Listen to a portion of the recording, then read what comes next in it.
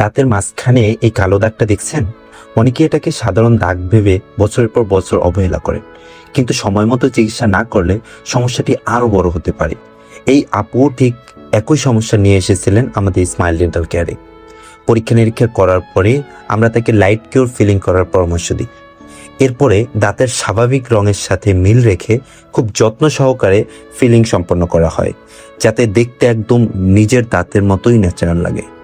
আলহামদুলিল্লাহ, চিকিৎসা শেষে কালো দাগটি আর বোঝাই যাচ্ছে না। রঙও এমনভাবে মিলিয়ে দেওয়া হয়েছে যে কোন অংশে চিকিৎসা করা হয়েছে তা সহজে বুঝতেই পারবেন না। আপনারও যদি দাঁতে এমন কালো দাগ বা ছোট গর্ত দেখা দেয়, তাহলে অবহেলা না করে দ্রুত একজন অভিজ্ঞ ডেন্টিস্টের পরামর্শ নিন। আজ এ পর্যন্তই। ভালো থাকবেন। আল্লাহ হাফিজ।